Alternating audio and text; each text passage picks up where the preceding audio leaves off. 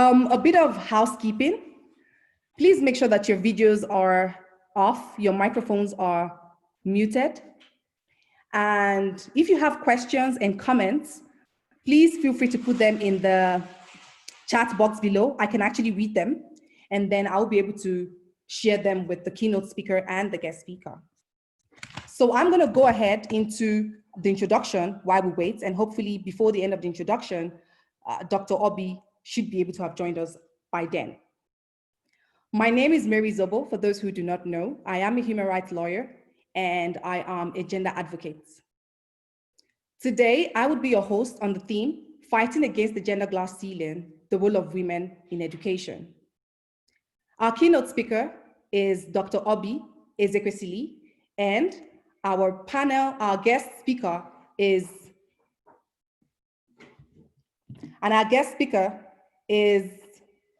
Ms. Crystal Ikanih-Musa, who is already here with us today.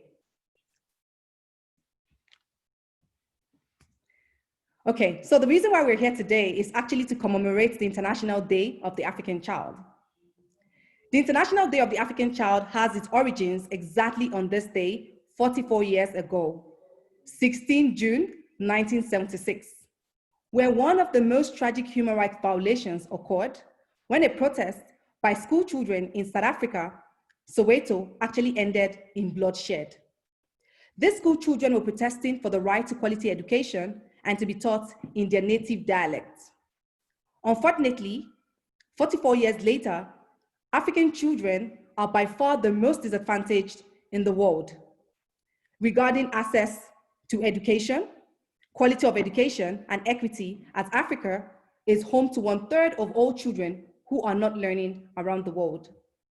Millions of children would give anything to be sitting at a desk or learning with kids their own age.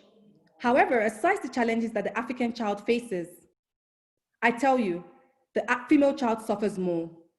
According to the World Bank, due to cultural and socioeconomic factors, girls are 4 times more likely to be out of school than boys from the same background. That means that a male child is likely to be educated than a female child. I believe one of the reasons why the male child is likely to be more advanced than a female child educationally and professionally is the glass ceiling. I'm sure some of you are wondering why the glass ceiling. A glass ceiling is a metaphor used to represent an invisible barrier that keeps women from rising beyond a certain level, academically or professionally. Women and girls, they see where they want to go to, they know where they want to be, but unfortunately, they are unable to access these places, unlike when compared to their male counterparts. This is 2020, and yet women and girls cannot break through the glass ceiling to the upper level management or even attain a certain level of education. Although there is progress when you compare 2020 to times like 1970s or 1960s or even the 1990s, however, much work is still needed to be done to break down barriers and shatter glass ceilings that prevent women and girls from actually achieving their dreams or getting to where they want to be. It is important that girls are given the opportunity to go to school and be given the chance to achieve their potential. This would have taken me normally to our keynote speaker, but because she's unable to join us right now, I would have to give it to our guest speaker. Our guest speaker is none other than an amazing, exceptional young woman who has done quite well in her field. Her name is Ms. Crystal Ikanih-Musa. This is an exceptional and amazing young woman who has shattered the glass ceiling and has broken barriers by working tirelessly on the field of education for girls and women. She indeed makes us believe as women, we are the ones that we have been waiting for. Ms. Crystal Ikanih-Musa is an international lawyer and international development professional. Currently, she is the country representative for the Malala Fund, where she leads the organization's work on girl-child education in Nigeria. She also consults for different international NGOs and donor organizations in the areas of education, human rights, gender equality, and program management. She is a member of the Georgia Bar Association, the Georgia State Bar, and American Society for International Law. Ladies and gentlemen, please, Ms. Crystal Ikanih-Musa. Over to you, Crystal. Thank you so much, Mary, for that wonderful introduction. I was wondering if you were talking about me, but I'll take all the compliments. Good evening, everyone. Good afternoon for those who are on the other part of the world. We here on the continent, it's about the evening time. So as Mary said, we're here to commemorate and honor the day of the International Day of the African Child. This is a day that, as Mary stated, is made up of so much history for African children on this continent. And so for me, before I begin my remarks, just to set the context about my remarks, I rather focus on what girls and women bring to the table actually, instead of focusing on all of the negative things we always hear about girls and women concerning statistics and data.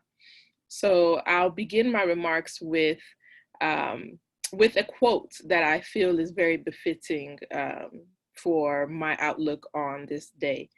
And this quote comes from Mozambique's former president, Joaquim Chissano. Women and girls are Africa's greatest untapped resource. And it is they, not diamonds or oil and minerals, that will be the foundation for solid, sustainable, and equitable progress. So African women and girls are brilliant. Let me repeat myself. African women and girls are brilliant. We always hear about the hardships and the negative when talking about Africa, and I'm sure it's in a bid to inform and encourage, but there's something there that we're all missing. African girls carry their families on their back, or should I say literally on their head, as they carry buckets of water from their home, or ground nuts on their heads as they hawk on the streets to feed their families. Then as women, they grow up and they give birth to nations. The African woman and girl maneuvers through society with the intention to do better, not just for herself, but for her family and her future generations.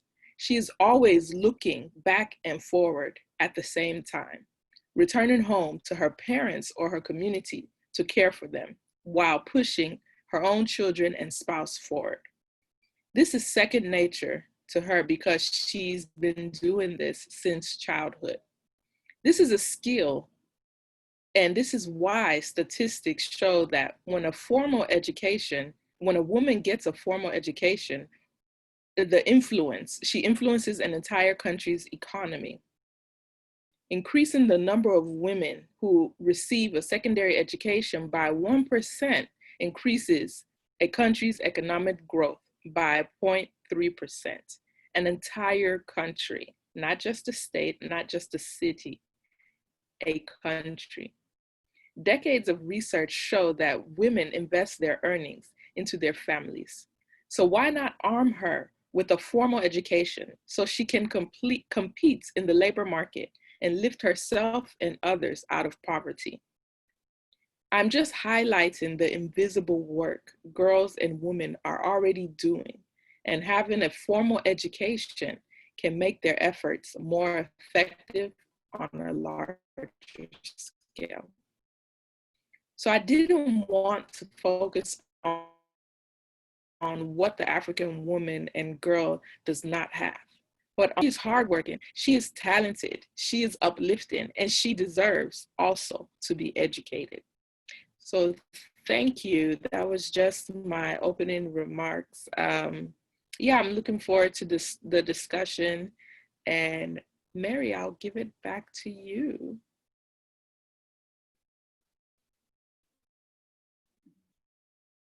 Hi, everyone. Can you hear me and can you see me? We see your, now Okay. we see, yes. Awesome. So I'm going to ask you a couple of questions. I see that people are yet to ask you, are yet to send in their questions. So I have some questions for you. I'm going to ask you while I wait for Dr. Oby to actually join in. I was just trying to just clear one or two things. So Crystal, can you please tell us, can you, knowing your culture, your cross-cultural and educational experience on the field regarding education of the girl child, as it were in your time in the US and now, can you please share with us your cross-cultural and educational experience? So from my experience, I have some experience actually advocating for education in the US for children. And so with that, coupled with my experience here on the continent, in Nigeria, where I'm based, I've been able to see that girls face multiple disadvantages, and the more disadvantages that they face, the more likely they are not to access education. But it's different in each country. I would say it's different in each region. They face similar things like poverty, disability, living remotely. But poverty in the US is different from poverty in African countries. When a girl is poor in Africa, she cannot eat, basically. Or even if she can attend school, she may not be able to still have a meal a day because schools here do not provide food for children most of the time. So the context is very different, I would say, when looking at the disadvantages. Whereas in the US, a poor child can at least have one meal at school. They can depend on that meal daily. And then I've been on the field, I've seen things that I've never thought I would ever witness in the 21st century.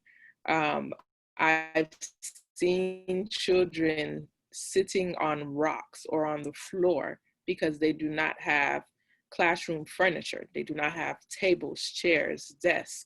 I've seen rain pouring in from dilapidated buildings. You know, these are things that you witness here, especially on the field. And so I haven't seen that extremity in the US at all, but I've seen overcrowded classrooms.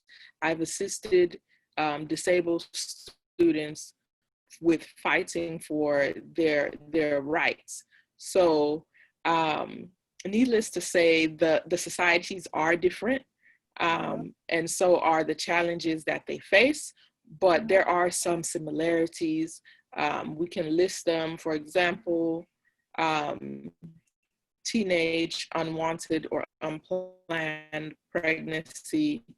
That affects so many girls around the world, and it keeps them from completing their education. So I would say that it's very different. Each country has its own challenges, but from being out in the field here, I've seen some things that I've never would have thought I would witness in the 21st century. Okay, so I'm going to take a question actually from Janet Adeogun, who says that before I go to the next question, and it ties into the question you asked about girls, or should I say children living with disabilities. And she says, what plans are put in place to ensure that girls who are living with disabilities are supported in being educated, especially in Nigeria? Mm-hmm. What plans are being put into place? This is something that I would say we've been advocating for such a long time. The disabled student is also one of the subsectors when you're looking at students that is often forgotten. So when we advocate, and when I say we, Malala Fund, I'm talking about my role and my work. We advocate for all children to gain access to education. We want all children to have 12 years of free, safe, quality education. So for a disabled student, quality education looks different from a non-disabled student. And so there have been engagements that we've had with the government where we brought up this issue for disabled students, what they need in order to thrive. So there are certain legislations that are out there that touch on it. I don't think they go into depth enough, because I do feel the disabled community is often forgotten in Nigeria.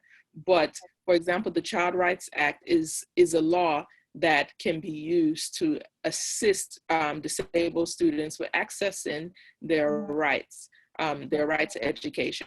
But that law has not been passed in every state in Nigeria yet.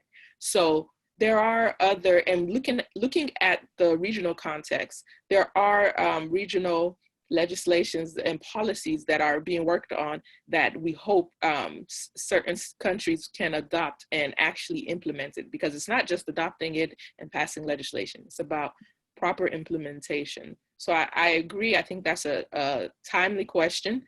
That's a question that needs to stay at the forefront, because there are subsectors of children, girls who are disabled or have different other issues and obstacles that are adding to their ability to access education.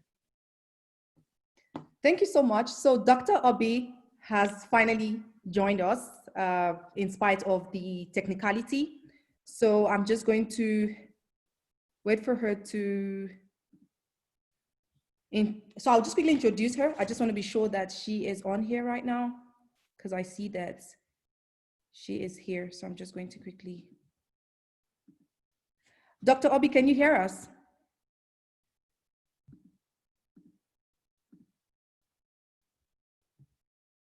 Dr. Oby, can you hear us? Okay, but she's here. I'm just gonna wait for her to, but at least she's here. So that's a good thing. I'll just wait for her to join us.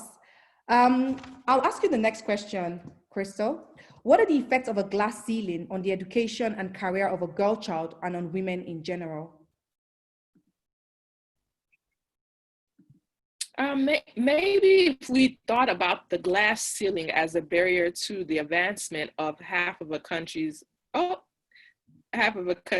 population. So women and girls are part of the population. I find it so comical that we don't look at women and girls as a part of the population, because so many countries are not operating at full capacity because half of their population has not been able to advance. So by not addressing the barriers to education for women and girls, you're keeping them from rising beyond a certain level in society. And if they don't rise to new levels, neither will the country. So we need to actually count women and girls in. Okay. That is fine. I'm so glad we have Dr. Oby Ezekwesili. After all the technical issues, she's able to join us. I would quickly introduce her. I already did an introduction, but unfortunately, she wasn't able to join us while we were here. So I will, so Crystal, I would quickly give Dr. Oby the chance to speak because of her time, and then we'll go back to your questions, if that's okay. Okay, so I would quickly introduce Dr. Oby. I have so many papers here, so it's okay. Yeah. I'm glad to introduce to you our keynote speaker, Dr. Mrs. Oby Ezekwesili. She is an exceptional and phenomenal woman who, despite the glass ceilings and hurdles women and girls face every day, was able to rise to the top. She is an economic policy expert, a 2018 Nobel Peace Prize nominee for her highly regarded work, which advanced transparency in the extractive industries in Nigeria and globally. She was a candidate for the office of the President of Nigeria in the 2019 election. Talk about shattering those glass ceilings. She was also the Vice President of World Bank Africa Region and former Minister of Education in Nigeria. As a former Minister of Education, Dr. Ezekwesili led the establishment of the Innovation and Vocational Enterprise Institutions and the Adopt a School program. She supported massive investments in quality education that improves entrepreneurship. She also led a comprehensive and extensive reform program to revamp the educational sector, which includes changing the minimum requirements to teach at primary and secondary levels as well as increased remuneration for school teachers. She is the founder of Bring Back Our Girls movement. I'm sure you've all heard about that movement that went viral on social media and garnered traction nationally and globally. The movement had supporters such as Michelle Obama, Malala Yousafzai, Chris Brown, and many others. She used the Bring Back Our Girls movement to advocate for the return of the nearly 300 girls who were abducted in Chibok, northeastern part of Nigeria, by an Islamic group, militant group, Boko Haram, in 2014. This movement secured freedom for 107 girls, 107 abducted girls, and so far, she continues to organize non-violent protests against the Nigerian government. This earned her the award, Forbes Women Africa Social Media Award in 2019. She is a boisterous and an avid supporter for women's rights and empowerment, and continually speaks for gender equality and education. Currently, she is the Senior Economic Advisor, AEDPI. It is an honor to have her here today in spite of her busy schedule. Ladies and gentlemen, please, Dr. Oby Ezekwesili.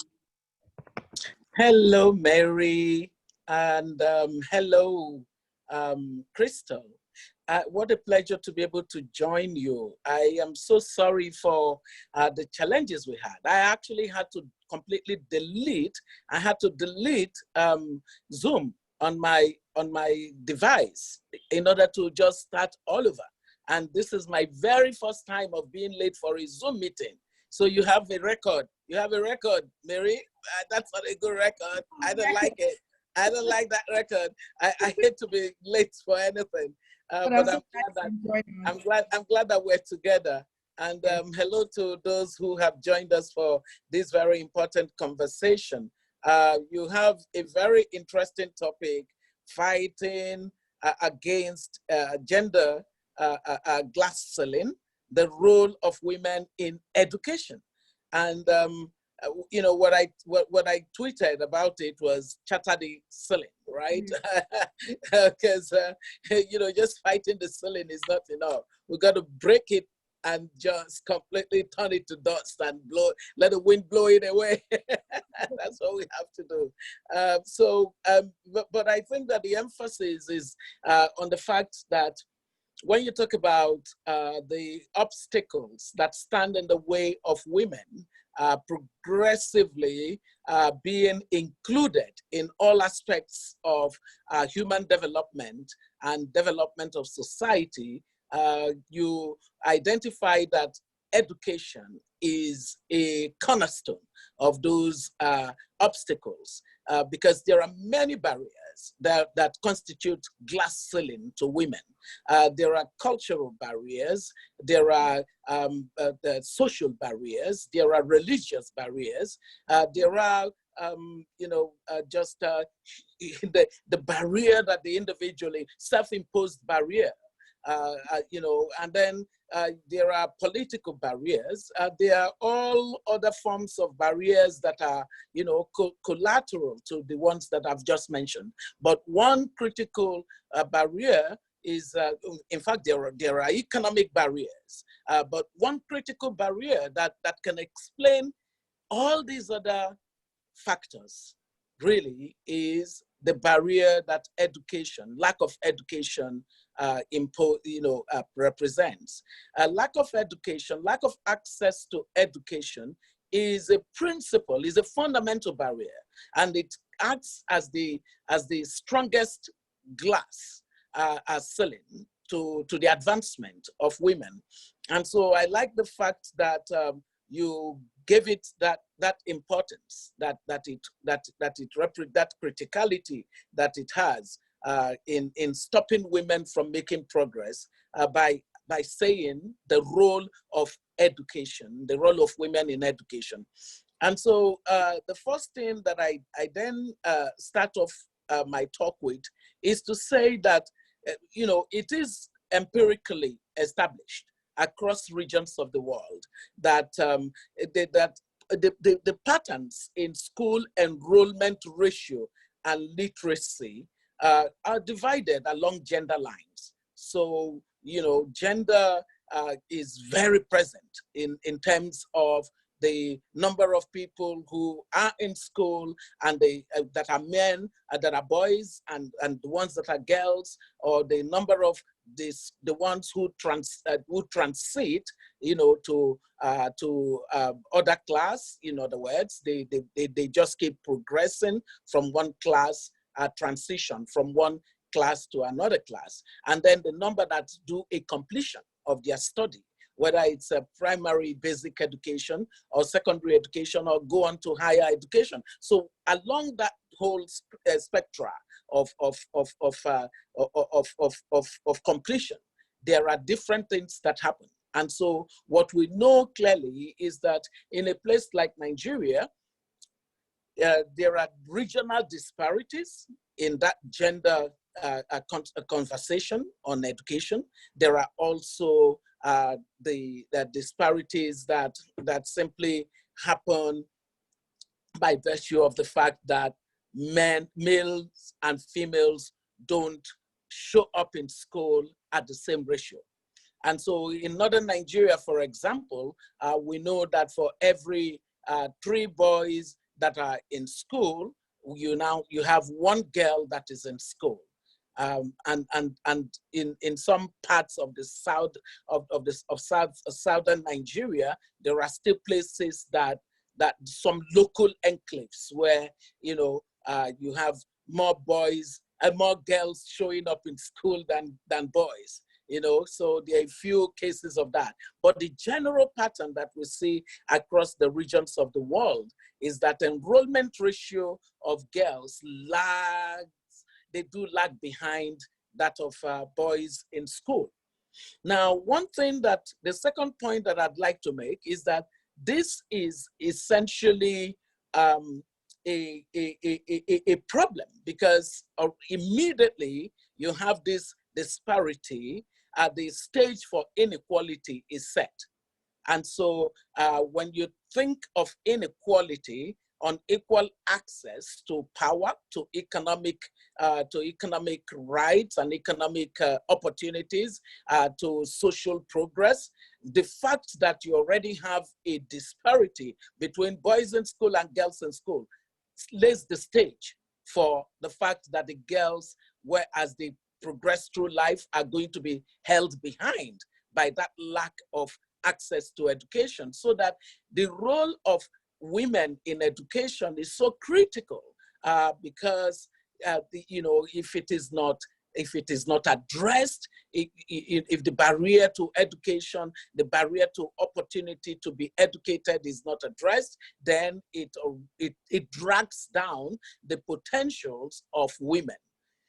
So that's the third point. The fourth point to make is that we do know that education is the basis of access to opportunity.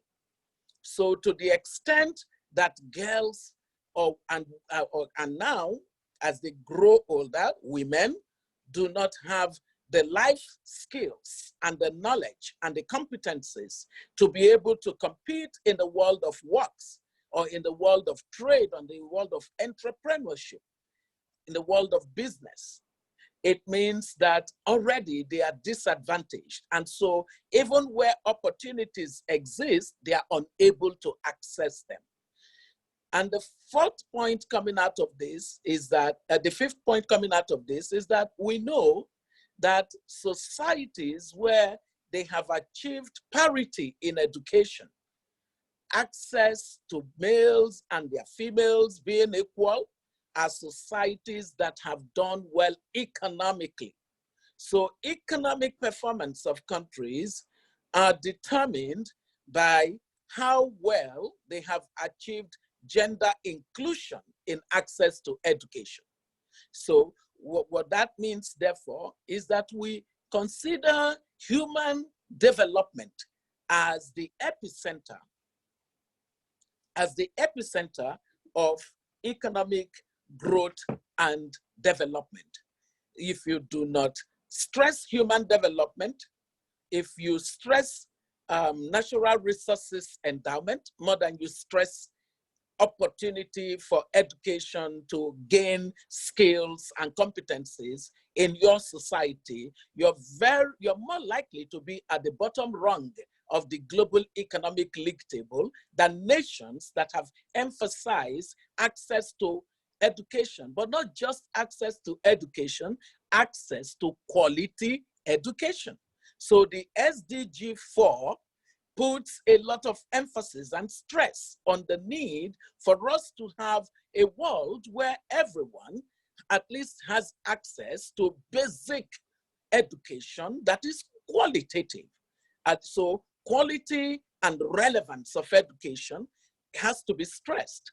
Now, if education is a function of economic performance, it is even more so a function of productivity.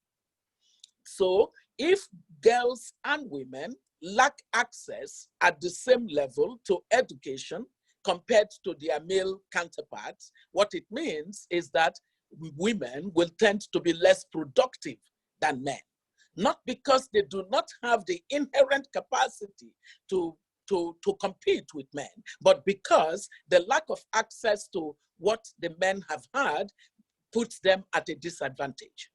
So we must think, therefore, of how the role of women in education, can change this situation. One of the things that we know is that if women are not educated and they lack economic power, they then lack social power, they ultimately lack political power. Because economic agency, in other words, the capacity to have voice through your economic strength shows up in the political representation or lack of it of women. And so we see that the whole concept of voice that you sort of you view through the prism of political representation of women goes back to levels of education of women. The more women that are educated in a society, the better for voice and representation of women in the political space. Then the sixth thing coming out of this is that there is something called intergenerational connections. And so these intergenerational connections or connectivity, as the case may be, is also determined by education. A woman who is educated is more likely to be a woman who passes on education to the next generation. And we know that educated women make better choices for their children. They make the choice of ensuring that the health of their children will not be compromised. So whatever income they earn, they take 70% of it for investment in the things that matter for their children. So you would find that the children of the educated woman is more likely to have a head start that is above, against children who are born into households where their mother has no education. So when we look at all of these, we can see, therefore, that any society that does not emphasize the education of the girl child will perpetually be in want. It would be a society that is lacking of progress. If we agree that the raison d'etre of every society, of every government in a society, the leitmotif, that is the reason for being, the purpose for existing of governments, is to ensure that everyone in society improves their quality of life continuously. It then means that it is a disservice, not to women, but to society, for you to hold at least 50% of your population that are women, bound in low level of access to all of what we have just described as indicators of success in any society. But all of these things that we have described, go back to education. So there is a preeminence of the importance of education in any society that wants to make developmental progress. So our stride and in development so far on our continent is a function. Is a function of is a reflection, or rather is reflected in our poor economic performance. So our continent is the continent that will by currently 70% of extreme poverty is on our continent. It is estimated that by 2035, that almost 99% of extreme poverty that remains in the world will be on our continent. What's driving this? It's back to education of the girl child, the lack of it. The lack of it means that you're playing a game. It's like saying, we're Manchester or, United, and then we're going to play Arsenal. And then instead of going out there with our full complement of the team, we decide that, it's okay to play with just 5 of us. How can we possibly, the first you fouled on the rules of the game, right? So we are fouling on the rules of development by not ensuring that our girls, our women are given all the access to education, to gain the life skills, the competencies, the knowledge, the values, the aptitude, the cognitive capacity, everything that they need, the physical dexterity to play in the world of competition. Now, having established all of this, when we say there's a role for women in education, what are we suggesting? We're suggesting that, look, if girls and women are falling behind in terms of access to education, then there is a role that women have to play in education to address this thing that has become an obstacle to the progress of women.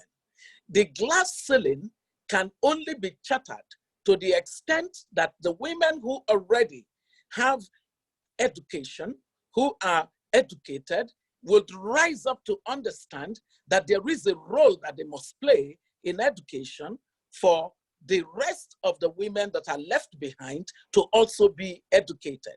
So one of the things that we find in terms of role of women in education is that when you look at the number of women who are in education, who are holding leadership role in education, it mirrors a discriminatory pattern. You don't find many women in leadership position in education. And so they are unable to influence policies in the way that policies would address these entrenched patterns of disparity that work against the girls and women being educated.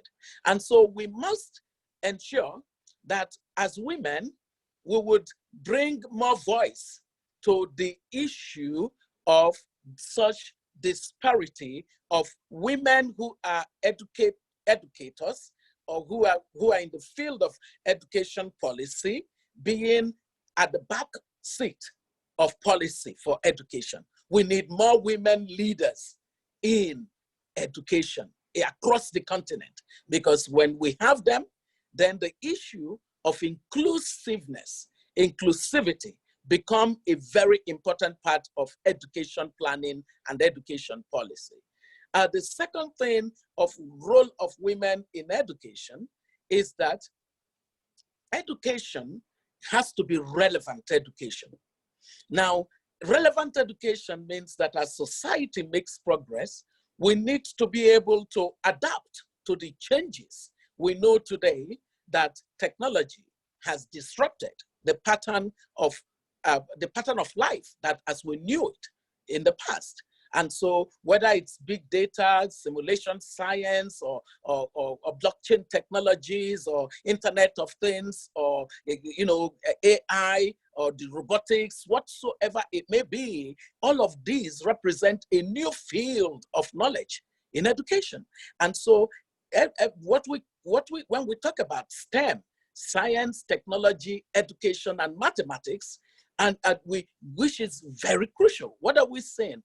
This pattern that we're seeing is a repeat of the pattern that we saw in traditional education, meaning that less for every 5 men, for every five men that you see in that field, you find 1 woman. So anything between 20 and 25% of senior managers in STEM are women. It means that role of women in education should get us to start early now to ensure that we don't repeat in the 21st century the pattern that we saw in traditional society, traditional economy of manufacturing and all of that in the field of technology and advanced technology, and as we go into the 4th, 5th industrial revolution, that the women are not left behind, because we're ensuring that the education we're giving the girls and the women, that it's making sure that they are trained in STEM, science, technology, engineering, mathematics. Number 3 thing in terms of the role of women in education is that we need to pay a very significant attention to how the budget for education works. Budget for education is crucial to create real value. Now, if budget for education does not take into consideration some of the things that make it possible for parents to allow their children to go to school, or for girls to be able to live off a little bit of life, maybe as someone who is already working and earning a little bit of income, but they know that they definitely need to get higher education. We need to have policies that enable us vote for resources to address some of those barriers that would stop a girl from going to school, for example, because of economic imperatives of their families. Some girls would not be able to go to school far away from where they live. We need to think of that in our budgeting process for education, or we need to think in terms of how integrated our spendings on education and other facilities are. Critical infrastructure for education needs to be in the kind of proximate community where the girls are able to fetch water, be able to use good sanitation systems, so that it gives confidence to their families to allow them go to school. Or in the case of people who need to get married and have children, we need to be able to have education investment in the kind of way that there can actually be a support system for when a girl who has had children decides, I really want to go further to get some education. There needs to be a facility that steps in, almost like a subsidy of income during that period, to make sure that the kinds of contribution that they would normally make in the family, where if they were not going off to school and abandoning income, that all of those kinds of very, very simple mechanisms, interventions can make the difference in the choices that girls and women are making in terms of boosting the role of women in education. So I bring this to a close by saying that whether we're thinking in terms of our competitiveness or in terms of our productivity as a society, or we're thinking in terms of social inclusion, that is social cohesion of our society, or we're thinking in terms of the harmony of our society, or we're thinking even in terms of stability of our society, we cannot not address this matter that stands in the way. It is the strongest of glass ceilings, and the way to shatter all of the other glass ceilings is really to shatter this glass ceiling of education and the role that women play within it.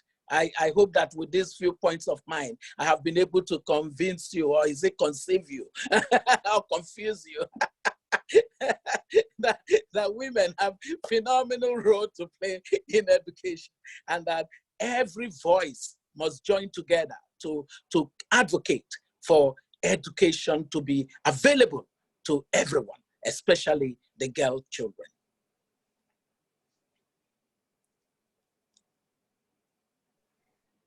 Thank you so much, Dr. Oby. That was fantastic. I had to write notes and notes and notes, but I couldn't keep up. So I was just like, I'll listen to the recording. A lot of others feel the same. Charles Falajiki says amazing points. Janet Adeogu says, my role model doctor. And I'm sure some of us, all of us, there's so many comments, but I could only take the last two. And I'm very sure they share the sentiments that we do all share. Someone also said, this is Asenatu Karu, and he says, fantastic, rich, and concise. Thank you, doctor. I think he or she just frames how we feel about your presentation. Thank you so much. Dr. Ezekwesili, I have some questions for you. I'm going to start with the first one. Can you please share your experience in advocating for the Bring Back Our Girls movement? Because we all know that this whole Bring Back Our Girls movement that you started, these girls were in school. They actually went to a place of learning, and in the process, they were abducted. And then you had to start the campaign that led to hundreds of girls being freed, or they actually secured their freedom. Please share with us your experience in actually advocating for the Bring Back Our Girls movement. My goodness, that would take a book. But it would take a book. But you know, the very important point that you made is that these girls went to school and lost their freedom. And I have to tell you that for me was the motivating, it was so motivating for me as a basis for saying, no, I draw what do they say? You draw something in the sands and say, no, this is not acceptable. You see, the boys that went to school at the federal government college in Buni Yadi, when they were killed and were burnt, and their arches, the remains of their arches were displayed by the terrorists, and the government did not do anything. I was shocked, because I knew that school very well as Minister of Education. It was one of our low-performing federal government colleges.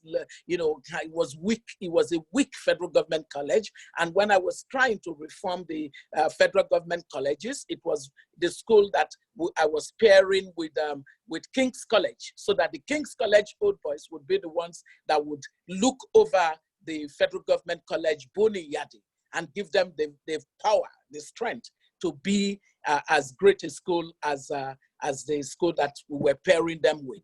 And you know, for some of the people who they lie to themselves that the reform of the federal government colleges was that we wanted to sell them, it's foolish talk. The reform of the federal government colleges was that the organizations like Old Students, so King's College Old Boys, were going to run King's College on the basis of some very structured, agreement with the Ministry of Education. So we were basically outsourcing the daily management of federal government colleges to those kinds of organizations. Old Boys,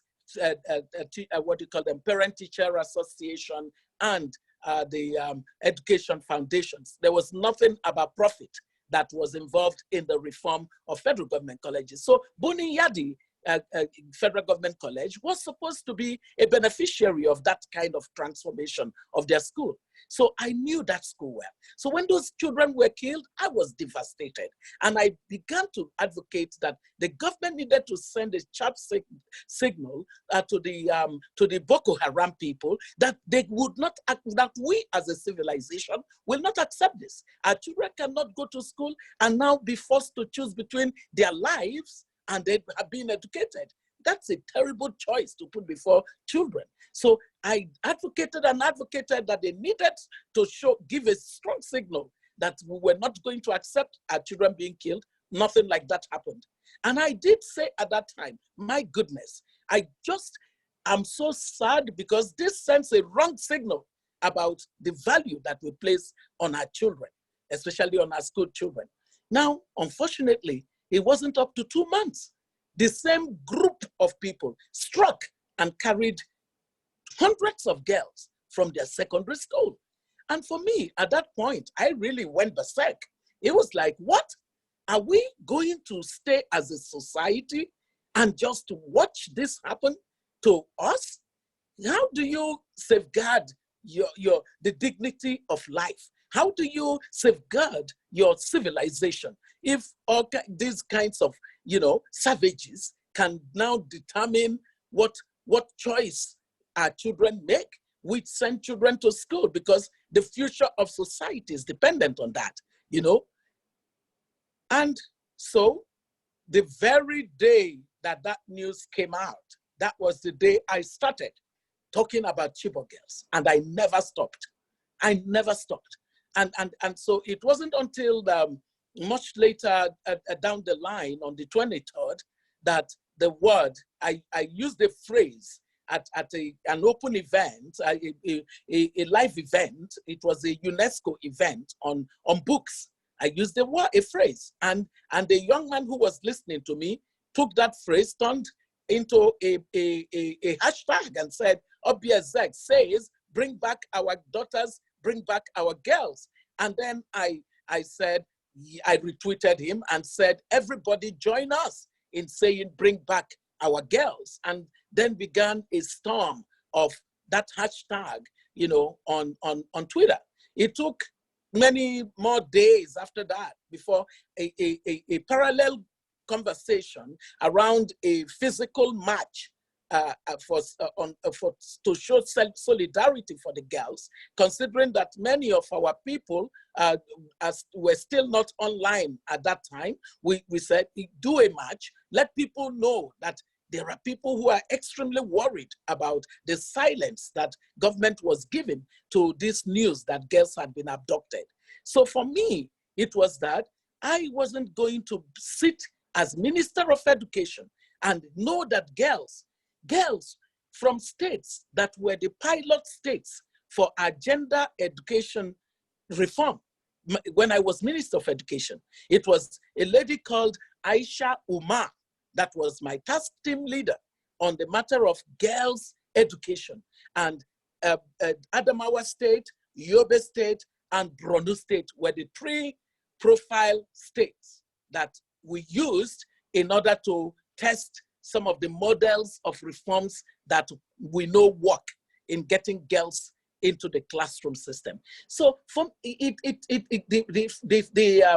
raison d'etre for me in my advocacy for Chibok girls was based on the fact that I don't want it to be said of me that I was alive when young children went to school, they were abducted, and I just simply kept quiet and said, it just doesn't concern me. It's not my business. As former Minister of Education, the campaign that I did for girls to go to school could have motivated parents to send their girls to school. Now, if those girls are abducted, the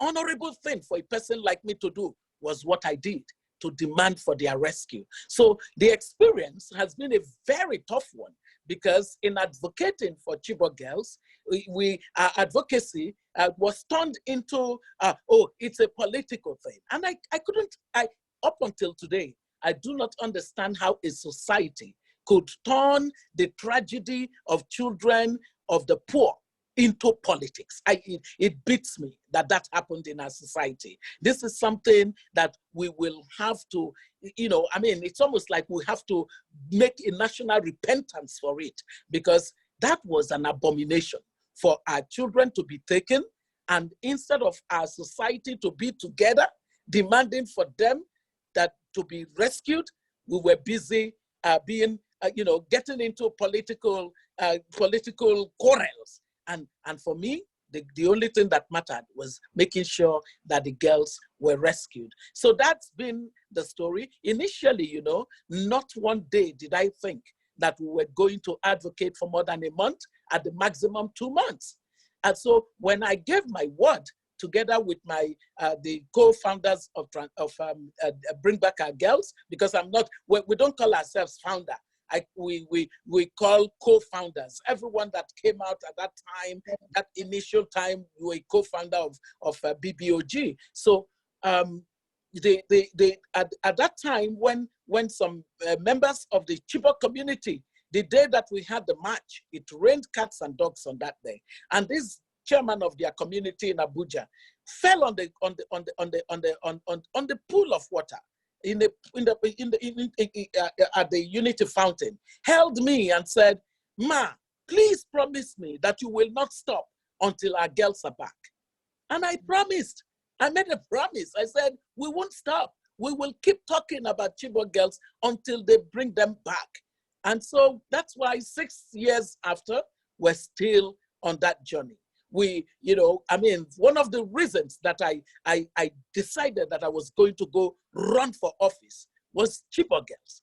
I was so mad at the fact that two governments after, these families have not been given justice. The annoyance of that was part of what propelled me to say, if these guys don't care that the poor are being neglected in the way that we've done to Chibok girls, it sends a wrong signal to the rest of society that the poor don't matter in our midst. It shouldn't be so. If the children of Chibok, if the Chibok girls were children of the rich, they would not have been treated the way that two governments successively have treated them.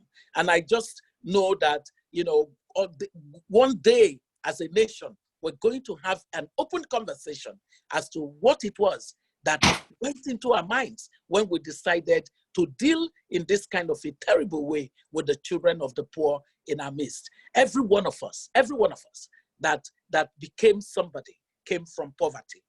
So we cannot be negligent of the poor in our society. Thank you so much, Dr. Ezekwesili. There are a lot of comments. Everyone is, singing of your praises, straight to the point. Thank you so much, Doctor. Great insights, Ma. Sophie WC says, very insightful, enjoying this powerful discussion. I have a question here from Tandin Tetwa, but it ties into the fifth question I'm going to ask you. So I'll just ask you when I'm asking the fifth question.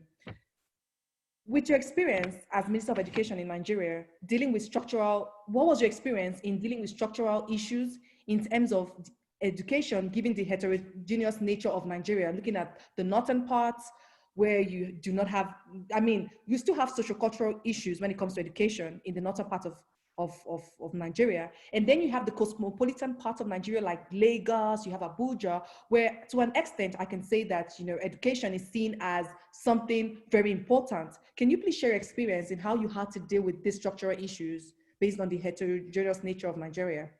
Yes, so data played an important role. I'm huge on data. I love evidence-based policy making.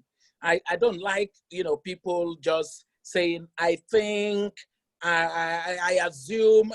Let data direct us in what it is that we're choosing to do.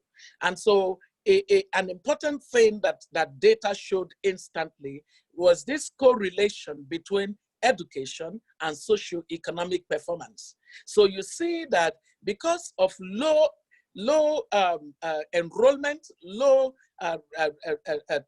transition, and low completion rate in the north for both males and females compared to the southern part of the country, their socio-economic indicators are woeful. And when you look at the poverty profile of states across the country, you see how correlated the matter of access to education and access to skills can determine economic performance. So when you talk about heterogeneity, therefore, it's not just the fact that there is this diversity of language, diversity of culture, diversity of religion, and all of that. It is that the choice to not educate as many people as possible is a hindrance to the economic progress of the northern part of Nigeria. And that lack of economic opportunity to many people is also a destabilizer. So when when you look at what's gone on in the Northeast zone, the level of conflict that ended up mutating into terrorism, you can see that these are real issues. So based on that kind of data, you then would confront the different stakeholders in education. So when we're going to get more girls in school in those in the north, and we took those 3 states because they were the states with the lowest number of girls in school, we had to use that data to engage with the influential leaders of society. Not just the state governors or whatever, those ones, in fact, some of the behavior of the state, of the political types in northern Nigeria was terrible. It was awful.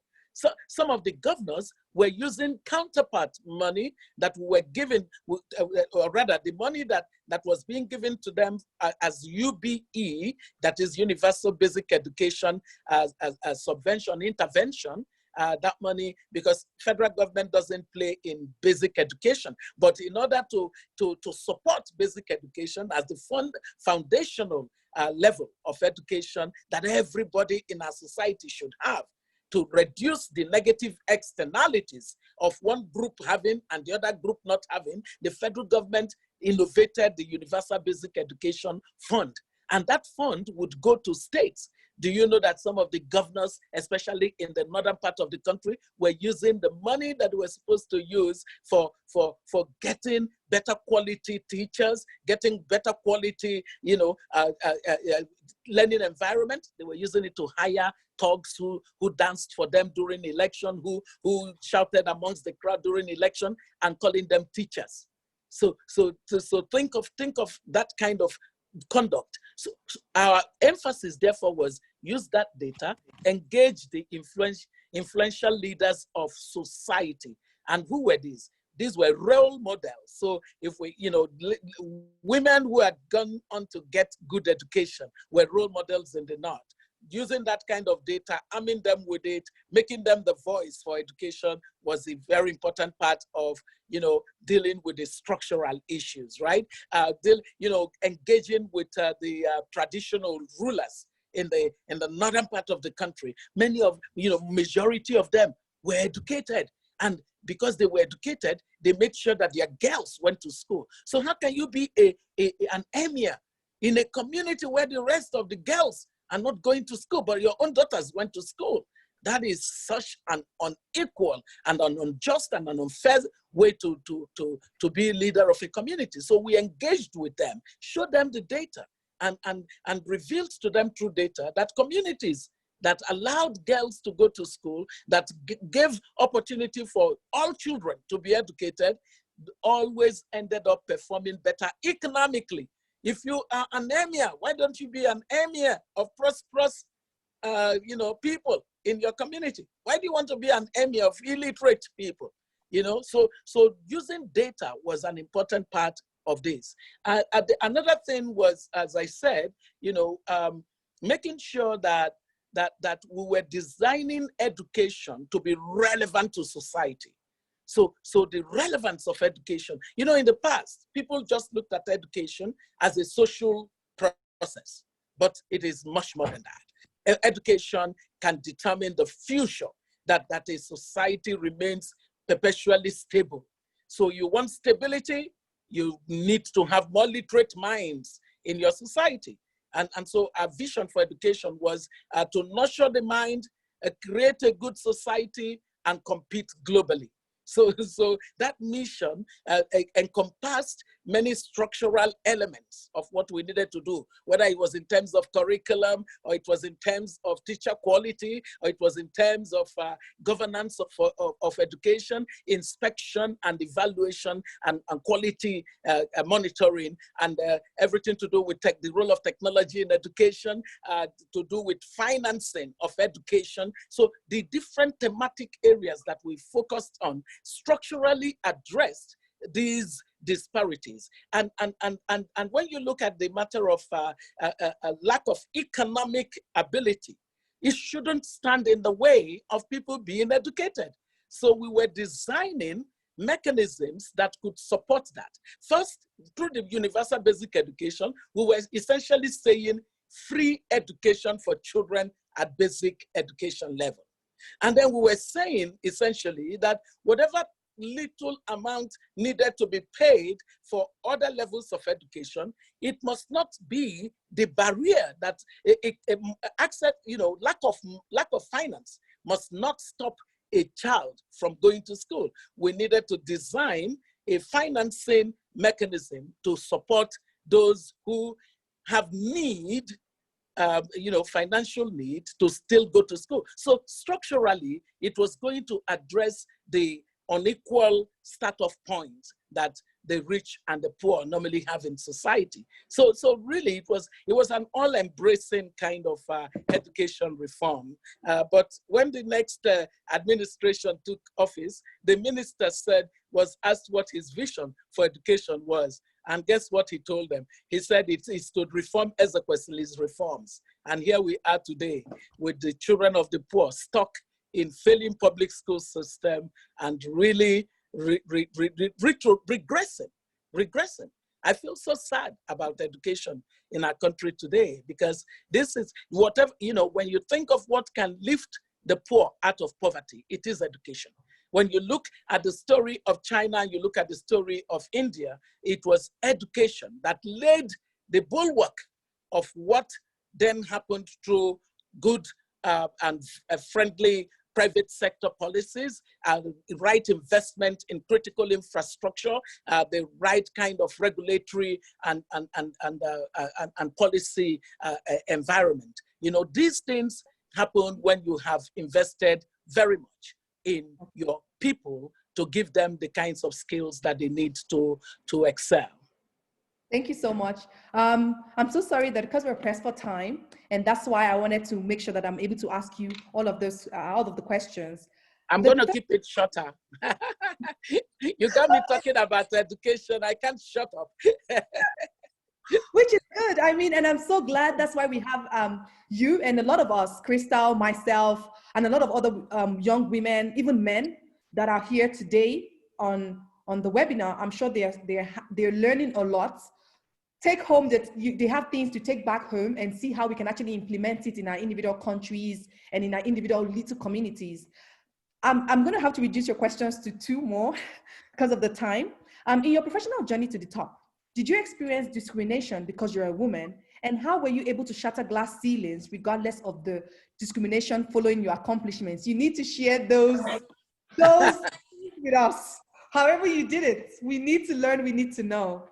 Right. So I think that the number one thing was I refused to impose any kind of inferiority on myself.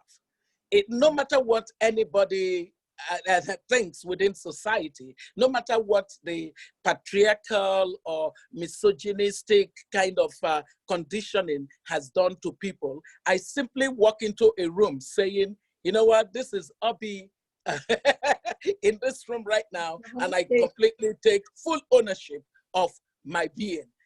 So self-imposed constraints, you must get rid of it. Because sometimes, even when you're not being told that you're not good enough, you're telling yourself, I'm not good enough. You're suffering from imposter syndrome. You should get rid of that. Give yourself every knowledge that you need, and so that you are well equipped and can stand justifiably on your knowledge, on your competence, on your competency, on your capacity, on your integrity. You should be able to say, when I assess myself, it is not, I cannot consider myself to just be someone struggling to be recognized. No, I don't need to get to the place where I put myself at the mercy of people who to recognize and to give me a free pass. No, I must. So get educated. Make knowledge the epicenter of your progress, right? And then the second thing is that I love the fact that when people sort of ask me what is most important to me as a leader, I say it's to produce results. I want to produce results. You know, when you produce results, when you create a track record of producing results, it will really take people some serious difficulty to find the reason why they are standing in your way, right? So you don't, you know, so girls produce results. Don't, you know, go beyond the call of duty and be a producer of real results, and just keep documenting the results that you're producing, because that's very absolutely important. And then whether I have actually had people who sort of felt that, oh, she's a woman, therefore she would not be able to do it. What I normally say to them is, you just watch me do it. You know, so you must have that sense of, you know, that sense of purpose. I am resilient in purpose. You know, you must be resilient in purpose. That which people say to me, I cannot do, that's what I then get myself to do, you know, and do it well. And that's because I am a person of singularity of purpose. And then the fourth thing is, look, if you're waiting to be validated by the world, you're going to be waiting for a long time. Some people are going to want to project on you. And, you know, you don't need that. You don't need that. You have to get your validation from within and from your God. And in my own case, also from my dad. And now, when I got married, my husband validates me so much. So the validation that I need, I have them all. I'm not looking to the world. I'm not walking around saying, oh, who likes me? Who doesn't like me? Who is speaking well of me? Who is not speaking? No. Be a person of purpose. Cut your purpose and just, you know, just know that priority and focus on it. Focus on it. Ignore every other noise, because it's all noise.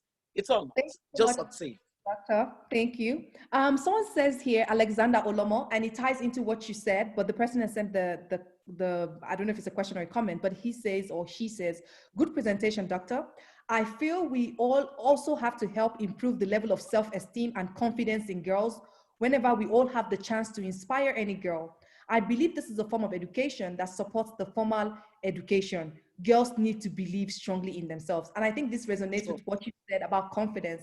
Everything ties into the singularity of purpose, like you said, and that I held in my left hand. I'm like, I'm going to have to also use it for myself to know that you don't need validation from anybody as a woman, or even as wherever you are, you just need to work in that singularity of purpose. That takes me to my final question, and Tandi Tetwa happens to tie in my final question. So I'm just going to ask a question, because the question I was going to ask is, what advice would you give to women and girls in shattering glass ceilings? But she goes further to say, most of the time, women, when they rise to the top, they overlook the social responsibility of ensuring that they influence policy by ensuring other women have access to opportunity. In a way, they become gatekeepers of patriarchy and glass ceiling. Due to this, the goal to shatter glass ceiling gets sacrificed on the altar of women's ambition. How do we overcome this? What kind of advice can you give to women to ensure that women empower each other and open opportunities to others? And I think this is the crux of whatever we are saying, and that's why I'm so happy that we have a lot of men who have joined us today, where in as much as we think that patriarchy is done by men only, but I believe patriarchy is a system. It's a system that even women perpetuate. It's a system that women and men are complicit about. And I'm glad she actually ties it all in, how women ourselves are our own enemies, how we, when we get to the top, or one woman gets to the top, and instead of helping everybody else up, she just throws the ladder down or probably burns the ladder. So what advice would you give to women and girls in shattering the glass ceilings? So, Mary, we have to be careful about these women are their own enemies. It's also part of these stereotypical statements, unresearched. We don't have data proving that to be so. So it's now like an acceptable street lingo. We have to be careful about it. I think that what's important is for us to document the many times that women supported women, or women failed to support women, so that we can begin to put data together. Okay, so data is important for us. We can't make these kinds of blanket statements, because I've seen times when the defenders of patriarchy would simply use it as a way of saying, it's a very powerful deniability kind of thing, right? No, I'm not the problem. It's another woman that, stood in your way. Be careful about that. Let me take an example of what I did. As Minister of Education, one of the things that one of the areas of my reform was to reform the Ministry of Education itself, in order to give it the kind of capacity it needed to deliver policy in education and administration of education well. And simply by clearly delineating the kind of attribute and competencies that the leaders of education ministry should have, and using it to evaluate all the people in senior management in education. Do you know what happened? What happened was that I ended up with most of my directors, except one, being female. So do you get it? So women often have the competencies, but the person who is making the decision as to how they want to build a team can determine whether women end up being in that team or are outside of that team. So we must always define objective that enables us get as many women to the table as possible. That's one of the ways of addressing this particular issue that you raised. The second part of it is that women have a way of being careful. They are told, don't make trouble. Because if you make trouble as a woman, it would not be a good thing for you to be known as a troublesome woman. So the women then choose to say, I don't want trouble. Oh, my in-laws will say I'm troublesome. Oh, my husband may say I'm troublesome. Oh, they may tag me. Oh, but you see, I think what you should always do is to make sensible trouble, because the troublemakers who are sensible ultimately change society. The status quo is not good enough. If we're going to be people who are held bound by, the worry that somebody may tag you, then what would happen is that the change that society needs will not happen. Change agents must emerge from amongst the women and say that it is not sufficient that we have just about 7% of women in political representation, where you use a proxy of women in parliament, whereas Rwanda has some 68%, Namibia has some 54%, average is 24% across the continent. Our own country is at 7%. When you look at the gender gap in our society, it is so deep. If you look at it on our continent compared to other continents, it is so wide. So we as women who have had the opportunity must put in place our voice. Our voice, that agency. We're not powerless. I cannot begin to act powerless in order to fit into a mode that people would like. No, I'm not powerless. I am powerful beyond measure, because what do I have? I've got voice, and I must use that voice, right? The second thing is that women like me and you must find the ones that we mentor. Why do you think I accepted to do your program? I want it to be that you can say to people that I asked Oby Ezekwesili to come on my program, and she honored me. She came on my program. That if this is the only thing I ever get to do concerning you in life, I hope that it would have made a difference in one little way or the other. So you must push the boundaries. Don't stay thinking, oh, I wish. If whatever you're thinking that can be of value to society, go ahead, step out there and do it. Don't be, when people ask me, what is the greatest thing that I could tell them to be? I say, be courageous, be fearless. Fearlessness is a virtue. Don't, be fearless. I mean, imagine the wildest of possibilities and just go for it as a woman. Let nothing hold you back. And then the third thing is collaboration is key. Collaboration. I see a lot of young women, struggling to do little businesses by themselves. Come together. Combinations are good. Do cooperatives. Do things that give you scale. Small is no longer beautiful. That's part of the way that women can quickly catch up, by going together. So the beauty of going together is that it makes you achieve scale. So people should understand that and use.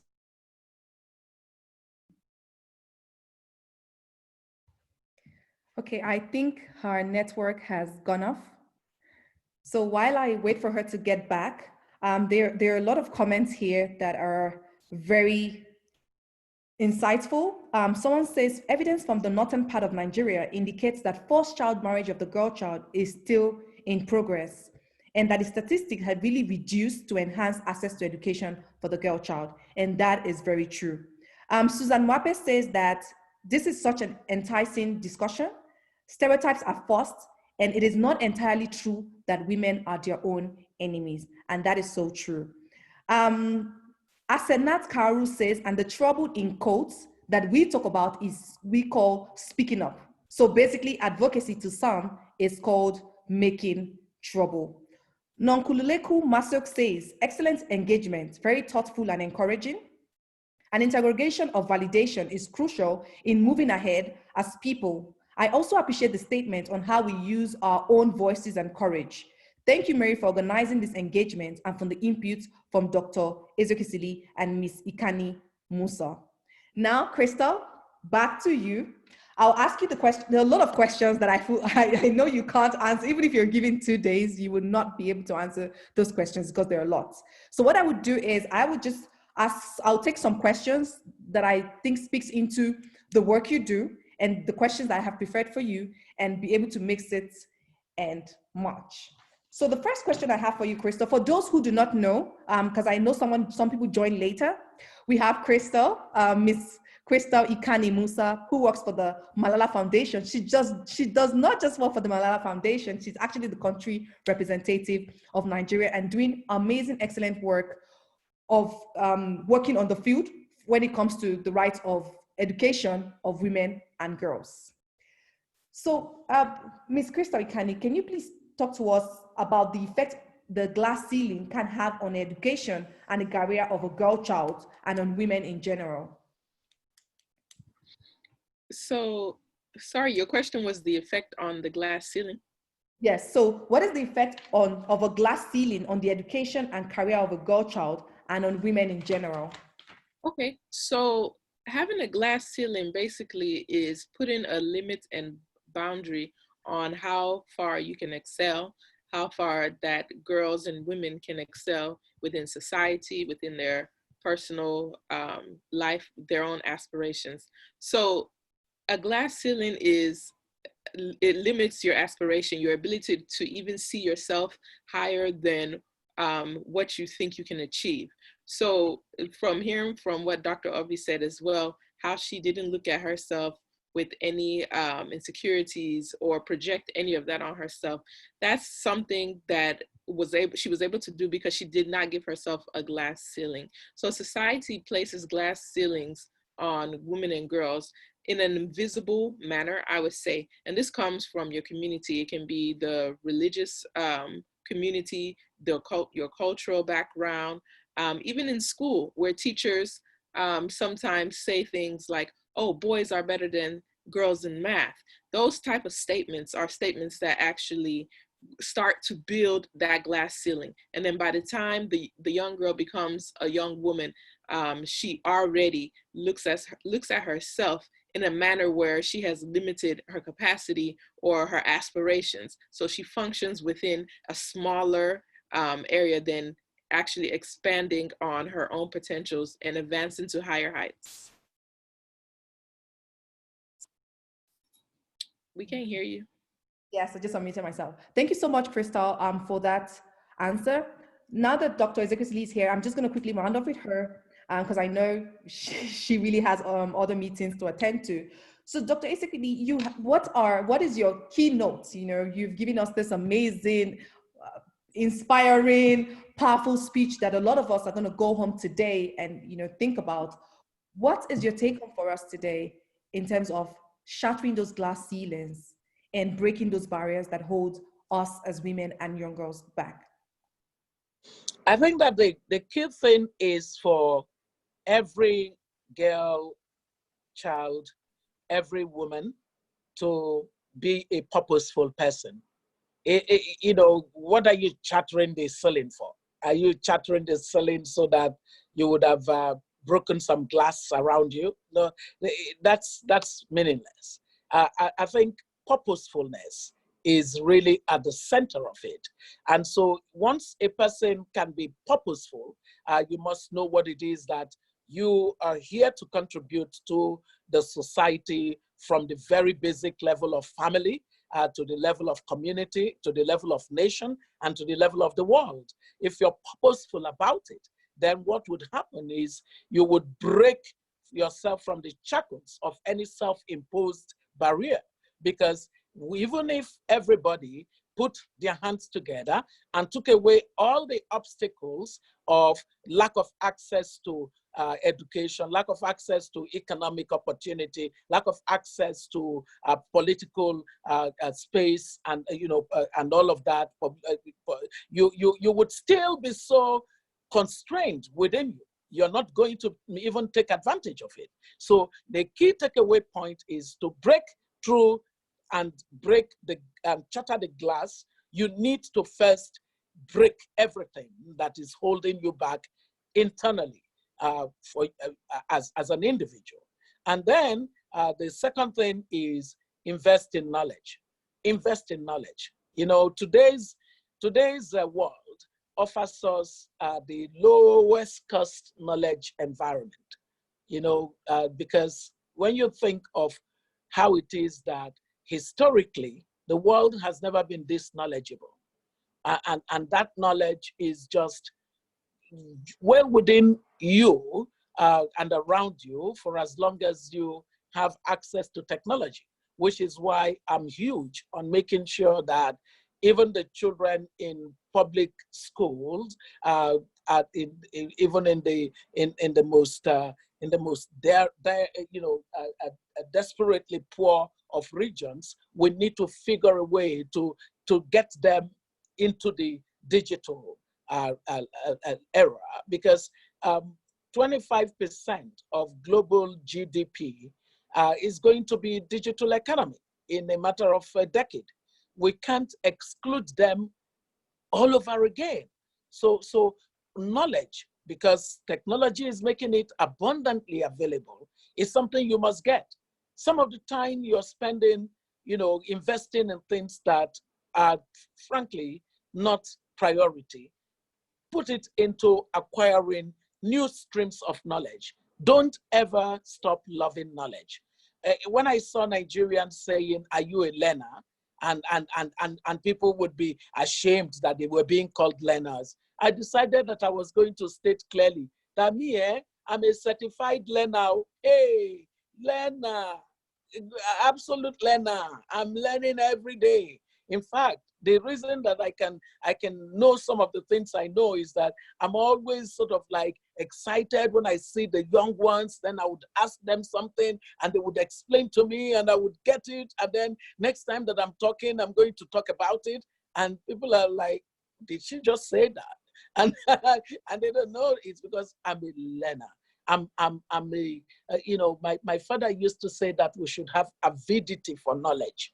I have avidity for knowledge, so invest in that. That's my take home for you. Invest, get purpose, invest in knowledge, be willing to collaborate, because partnerships really can take you far. And above all, character. If you got all the knowledge, that the world can give you, and you're a person without character, you're not going to go far. You know, a lot of people in Nigeria and on our continent, they sort of think it's okay to cut corners. But you want to be a global actor? Please stop cutting corners. Please stop. Stop. Let the epicenter of your life be that you're a person with not just competence, with not just capacity, but somebody of character. Character is the greatest currency that will continue to take you further where competencies and capacity are not enough to take you. Thank you so much, Dr. Oby, for joining us today. It's been an amazing time with you. Thank you for letting us know that in spite of the glass ceilings and barriers we may face as women and girls, that we can actually work in our singularity, yes, of purpose. We must be knowledgeable, we must be of character, we must be purposeful, we must be fearless and courageous, and above all, I would say that our dreams are valid. Thank you so much for joining us today, Dr. Ezekwesili, and I hope you can join us some other time. Now you're being an Oliver Twist. Bye-bye. All right, goodbye.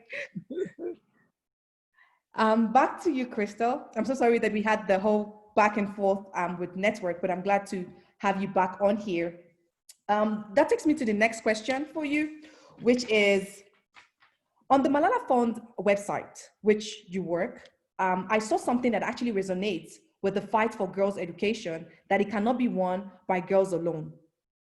How can men be involved in the fight for the inclusiveness of women and girls in education and having a seat at the table?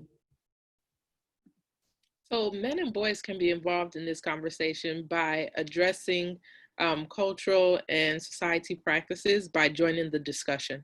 A lot of times, all we need as women and girls are men and boys to be allies, to actually stand by our side, to speak up when we need their voices. And so a perfect example of this, I would say, is by Malala and her father, Zia.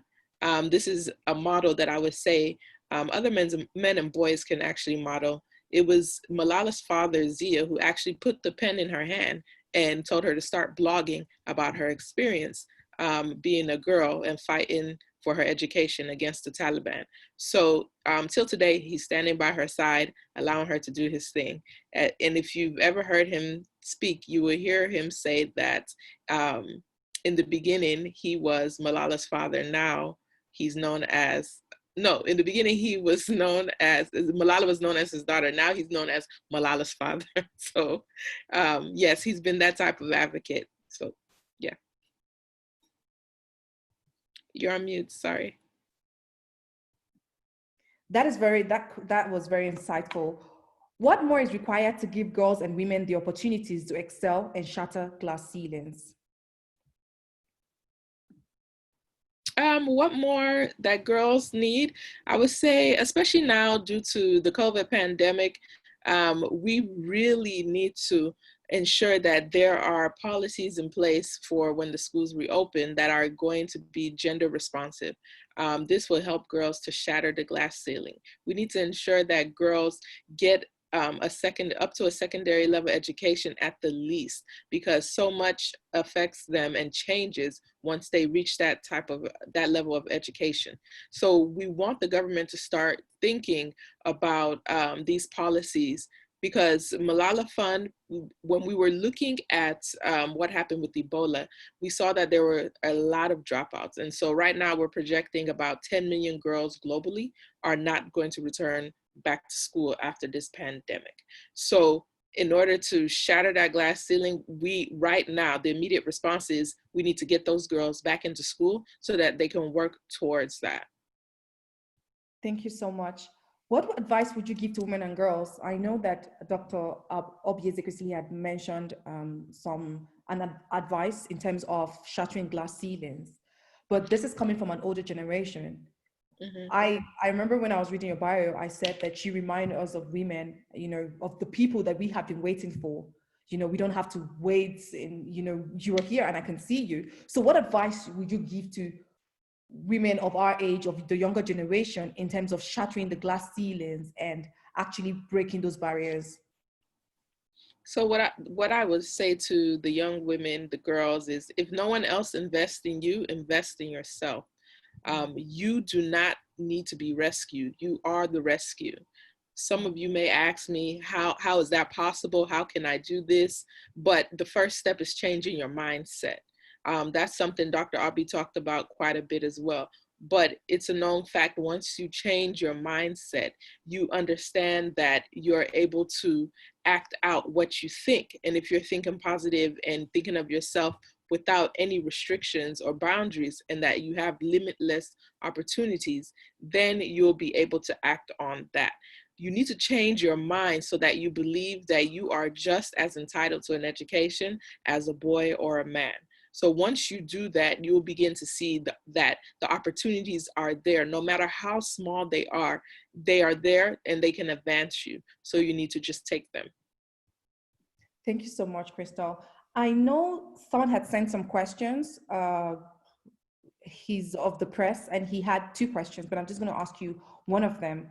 And it's, in your opinion, can gender parity be attained in Africa given the social cultural influences that have promoted gender class over the past centuries? Absolutely. I believe that gender parity can exist in Africa. This is something that existed long even before colonial times. If you know your history, you'll hear of certain queens who were warrior princesses like Queen Amina. So it's something that existed in Africa, and through time, you know, different influences and different happenings, it made us to create these gender norms or gender blocks that we put each other in boxes. And so I do believe that it exists, but we can achieve it more easily, I feel, by one, equipping women and girls with the tools that they can make themselves competitive, not only in their countries, but globally as well. The world is a global village now. We need to start thinking about how women and girls can actually hold their own with the world. And I know that a lot of us are thinking that, oh, we're talking to more privileged women, but the women, rural women as well, they have opportunities as well that we should be able to help them harness so that they can actually attain different levels for their family, so that each generation can climb up the ladder. So an educated woman would be able to fight for more gender equality in her country, be able to actually represent her constituency well. So these are things that, you know, actually exist in Africa. We have different examples in countries that are doing it very well now. So like I said before, I didn't want to focus on just the negative. I want us to actually look at the positive as we move forward. Okay. And this is a question for you, Crystal. Someone says, and this is from Linda Yobo. She says, education of girl child is very important. But in Africa, parents are still reluctant because at the end of the day, with a master or a PhD, the biggest achievement of women in Africa is her ability to maintain a home, bear children, and get married. What do you have to say about this? Well, I think that depends on your mindset and the culture and your family background, maybe. Nowadays, where gender norms and gender roles are shifting, that is not the biggest achievement. Yeah, there are those people who you may hear say, "Oh, she may be the CEO, but is she married? Does she have children?" But I, just like Dr. Oby said earlier, I disagree. I think there's so many more people who are actually rooting for those type of women and men as well. So yes, there, and that's not just particular to Africa either. That's just a global rumor, I would call it, because I feel that so many people believe that to be a woman, it means that you have to be childbearing, you have to be nurturing. But gender roles have changed. Women are taking a seat at the table now, and they're taking it by force. So in order to take it by force, it doesn't mean that you cannot have a family as well. We're showing them that we can do both. We can do it all, actually, if we want to. So that's my response to that. Okay. Another question is, are there policies that tackle access to education for women in Nigeria? Yes, absolutely.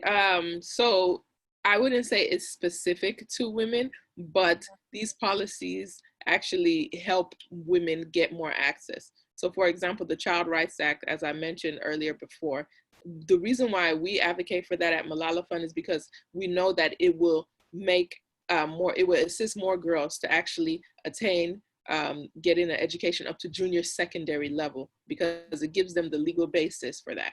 Then there's the Universal Basic Education Act, which guarantees every child 9 years of free education. We've been advocating for it to be 12 years because we want girls to be able to get a senior secondary education. So there are laws there. The Universal Basic Education Act is already being implemented. The Child Rights Act is only being implemented by states that have adopted it.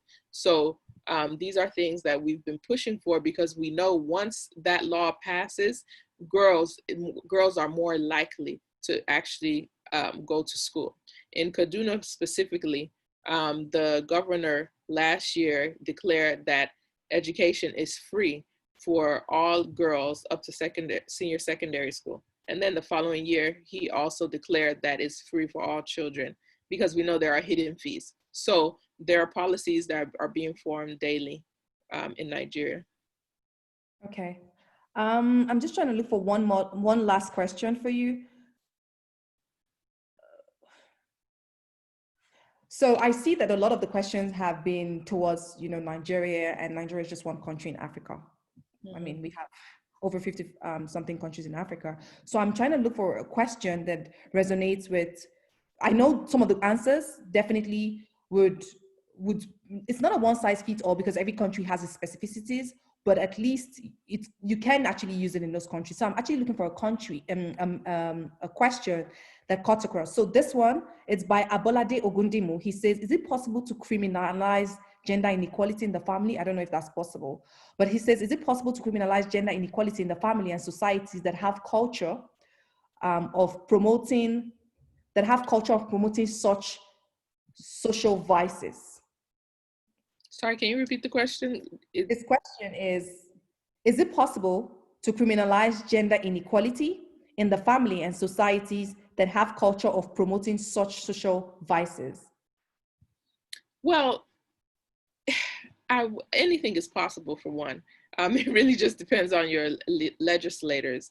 But I know from an organization perspective, we believe in actually sensitizing communities and family members, because as the saying goes, if you know better, you do better.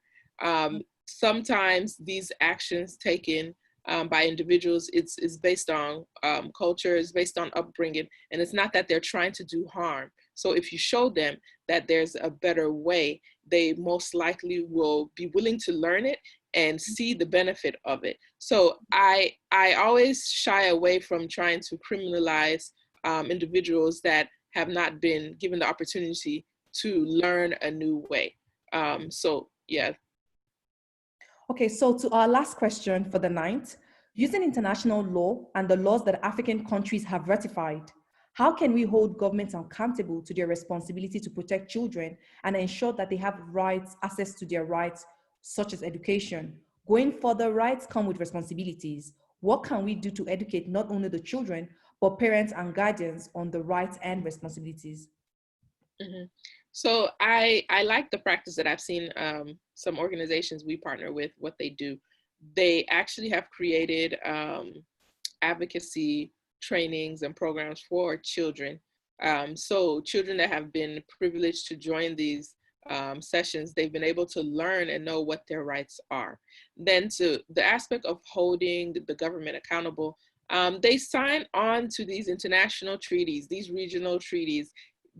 It's made available. You can Google it and you know if your country has signed on to it. Make noise, start advocating and telling them that, hey, you signed up for this and this is not happening in your country. There are ways to actually report what's happening in your country. You can submit a shadow report. You can contact different rapporteurs. You can contact ambassadors to let them know that, hey, the country, this is not happening within your country on a regional level with pertaining to their commitments. And so within the country as well, something that we've done is we funded organizations that have actually taken the government to court. that they've sued that girls, a child has not been able to access education. So there's ways around this. You just have to sometimes be innovative and be willing to be radical sometimes. Thank you so much, Crystal. I would like you to leave us with some takeaway notes.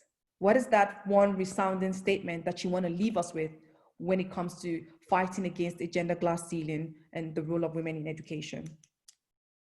The one thing I would say is count girls in, count women in. We are part of the population. We're the half. Going back to my quote that I started off with, we are the untapped resources on the continent. And once we're tapped, imagine what this continent is going to be like. And so I want every woman, every man to actually look at every woman and girl as an untapped resource and assist her with tapping into her inner ability, because women are skilled. Women and girls, we have talents. And once you match that talent with formal education, there's no such thing as a glass ceiling. Definitely, definitely. Thank you so much, Crystal, for joining us today, taking your time. I mean, it's been a long day, but thank you so much for taking time to join us. I really do appreciate it. And hopefully see you next time. Thank you so much, Mary. I appreciate it. Thank you. Bye. Thank you to everyone who's joined the webinar today. I would leave you with some words, just to recapitulate what Dr. Ezekwesili and Ms. Ikanih-Musa said. I know one thing that resonated a lot is character is the greatest currency, and also count girls and women in, for we are the untapped resources. Again, we need to work in our singularity of purpose. We need to be confident. We need to be knowledgeable. We need to be of character, be purposeful, be fearless, be courageous, and above all, I'll leave you with these words tonight. It was said by the famous Ghanaian educationist, Dr. Kwegir Agri, and he says, if you educate a man, you educate an individual. But if you educate a woman, you educate a nation. I will say to you, your dreams are valid. Until next time, thank you so much for joining us today. Have a good evening and God bless. Bye-bye.